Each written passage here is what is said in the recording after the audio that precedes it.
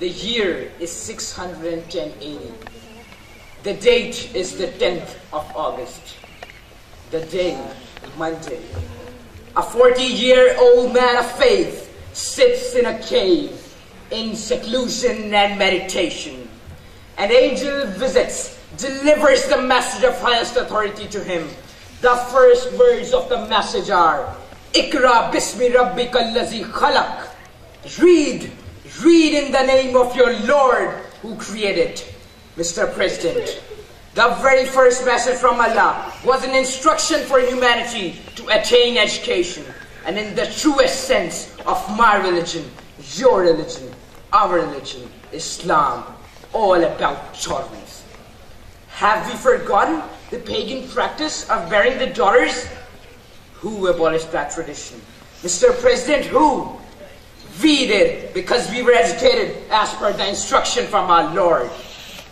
How can anyone say that education aims at anything besides tolerance?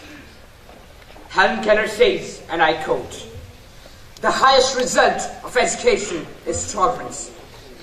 To comprehend the meaning of tolerance, we can have a look into our society where we live, grow, and interact with others. The ratio of tolerance is going down. People have become frustrated, confused, and short-tempered. We have started believing in shortcuts and want everything in tabloid.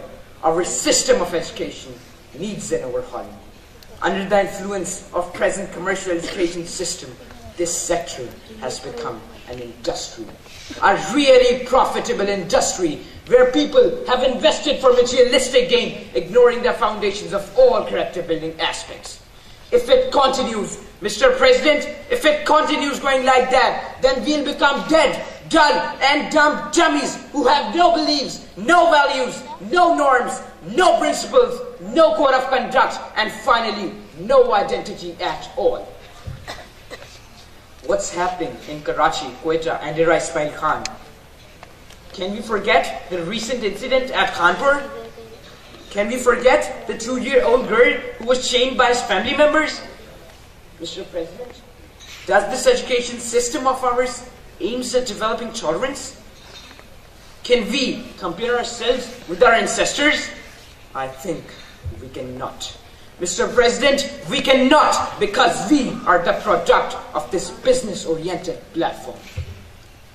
Mr. President, I'd like to remind you the words of Napoleon when he said, give me good mothers and I'll give you a good nation.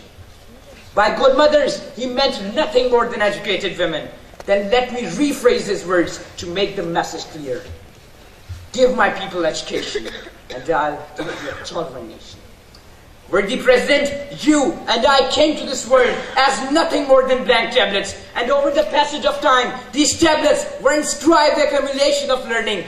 This was our education. At this point, let me make very clear that by education I never meant to limit the academic pursuit of excellence that we carry out in our schools and universities. Education is a meta-theory that governs every aspect of our lives and aims at developing tolerance. It goes way beyond the walls of curriculums being taught. Education defines a person, his mental capacity, personality, and how he behaves with the world at large. Worthy President, have we forgotten? Have we forgotten Salahuddin Ayyubi? His tolerance towards King Richard? Yes, he was a tolerant leader. Despite having his ambassadors killed at the hands of brutes, he forgave them. Mr. President, have we forgotten the tolerance of our Prophet, peace be upon him? He was the embodiment of tolerance. Despite having the option of ending life forever, he chose to pray for them, for their guidance. Mr. President, did he not? Thank you.